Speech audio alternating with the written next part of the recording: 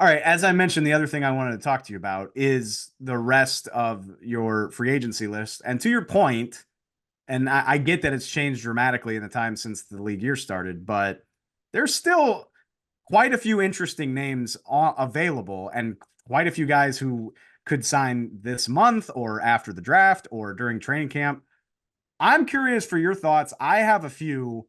I'm curious for your thoughts on some guys that are still available that either you're excited to see where they go, you're surprised that they're still available. I mean, if you're a team looking for some value here, is there anybody that stands out? Yeah, well, Stephon Gilmore from the Cowboys is the highest guy on my list, and part Mhm. of the reason why was high, I think he was, you know, 16th on the list that went out when the league year started. He was, somewhere in the 20s initially. Those have been the best values in free agency lately. Is 32, 33-year-old guys, maybe 31 if you're a defensive lineman that just signed like 1 year, $8 million contracts. I'd put Gilmore in that category. He was a little more than that for the Cowboys last year. Like he was an incredible value last year. Like Yep. he played at a plus starter level. You didn't have to commit much to him long term. He was like making half as much as some of these guys like James Bradbury out there. And those are, to me, the guys that have been the best values in free agent. Jadeveon Clowney was a fantastic value last year for the Ravens. Za'Darius Smith was a fantastic value. Guys like that who you're not counting on anything long term, but you can just bring them in. So they've hit the free agency list a lot, but those are two names to me that have shown they can still play. Gilmore and Clowney specifically, depending on where they want to go, if they're going to prioritize winning or if they're just going to take the most amount of money, but they can help start for a team right now and give you like plus starter production, which by the way, like most of these first round picks at those positions aren't going to do like as rookies. And yet they get so much more attention than guys like this.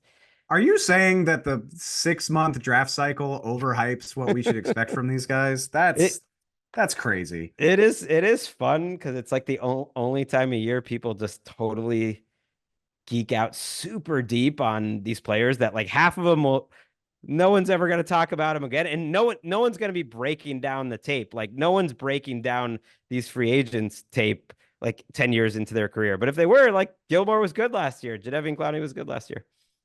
I looked this up. Jadeveon Clowney in particular interests me, and it always seems like he has never been a guy to agree to a deal at this time of year. Like the earliest he's ever done it since he got done with his rookie contract was mid-April, which is a month after the league year. But recently, as he's gotten older, he's signing deals in mid-May, mid-August. He signed when he was with Tennessee for a minute. He signed like a week before the season started, or maybe less than that. I really love I love the idea of a guy having that much leverage where he's like, yeah, I'm gonna wait and see who you draft and see like what my path to playing time is and how much more desperate you might get to pay me if you don't get the draft pick that you like.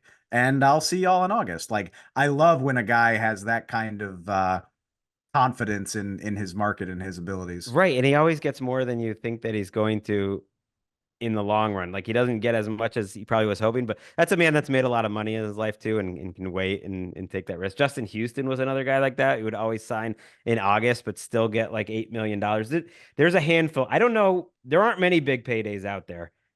Justin Simmons, I mean, he's a safety, so I don't think he's going to be a big payday, but to me, he could be a difference maker and certainly a big name, a guy who's young enough and has made an all pro team before. But there aren't too many like huge contracts out there, which makes me wonder like what's with all this cap space? Like way too many teams have way too much cap space. It always kind of blows my mind.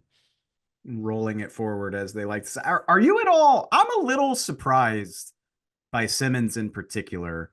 Me You know, too. he's an all pro in Denver. I know I mean, he's 30, but safeties play at a high level, like well into their 30s if they're that good. I mean, Micah Hyde and Jordan Poyer are a perfect example of that, just getting released in Buffalo. Like, I would have no problem signing Justin Simmons to a multi-year deal if I had the room for it and I needed a safety. So I don't really get why he's still available.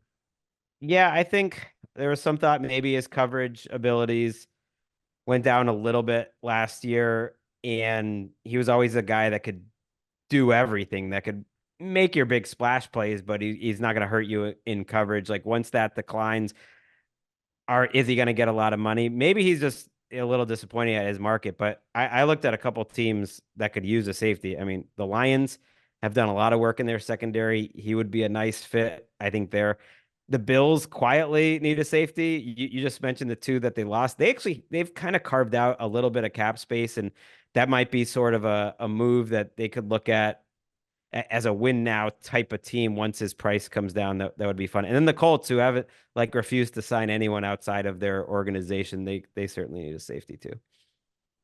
What do you make of two names jump out to me? They're big names. They're interesting names for, one of them was they were both high draft picks, but J.K. Dobbins and Tre'Davious White, both guys who I would be excited to sign them, but how available do you think they are going to be? And what do you think that eventually looks like? Yeah, that it's always a tricky thing when like putting them on these rankings. Like I know J.K. Dobbins is a running back coming off a devastating injury. I just believed in him so much that I Right. just wanted to put him down at the bottom of the list because I always thought like guys coming off the injuries are often underpaid. Like they come back, they sign like some low cost 1 year deal, and if they're young, then they hit a huge contract the next offseason and it's like, well, why not just sign him to somewhere in between the first offseason, sign him to a multi-year deal? It's a little different at running back, but Dobbins has so much potential. I hope he lands in a good spot. Like returning to Baltimore wouldn't be that crazy. They could use running back depth behind Derrick Henry. Tre'Davious White coming off an injury like that. Was it the Rams that he was visiting with? He's Yeah. another guy that you hope maybe he's not ready in the first part of the season, that they don't rush him back or anything like that. But if you can have a guy that helps you for your playoff run, even if it's, playing half the snaps, like that is worth a lot. Tre'Davious White, actually a little older than I thought he was, but still Mhm. 29 years old. I mean, yeah, I don't know. I don't know what type of deal that gets you, but like if he could be available for the second half of the season, I could see He's not a going to get team. much. The cornerbacks in general, there were almost none available. That it was the hardest position out there. Like none. Am I wrong? Who got paid? No one got paid.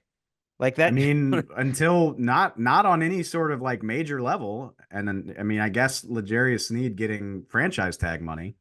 uh, Oh, and Chidobe Awuzie. Thank you right. to Which resident Titans fan Justin Graver. Right. And like that was, I guess, like that's a guy who was coming off a torn ACL who didn't play that well for the Bengals last year. It's just it's hard to find cornerbacks in free agency. That said, like Steven Nelson can play for you. Christian Fulton had moments earlier in his career for the Titans and is young at least. Like there are some flyers out there. Adoree Jackson's had moments in his career, but yeah, it's one of those positions that it feels like every team needs cornerbacks and no one's happy with the ones that are out there. I'm certainly not questioning your rankings at all. I mean, like I said, I think it's wonderful, but a Please guy do. way a guy way down at the bottom of the list really intrigues me. I'm not saying he's an all pro, but Ahkello Witherspoon started every game for the Rams last year. And if you turned on the Rams, you saw the other team targeting him like down after down after down. And for the most part, he held his own. Like he had, I got it written down here. What? He had like 14 pass breakups and 3 picks last year. Like I thought he played good football. And yeah, I mean, a guy who made every start for the Rams, certainly not somebody that you're gonna commit this huge chunk of your cap space to, but I am a little interested that nobody's scooped him up.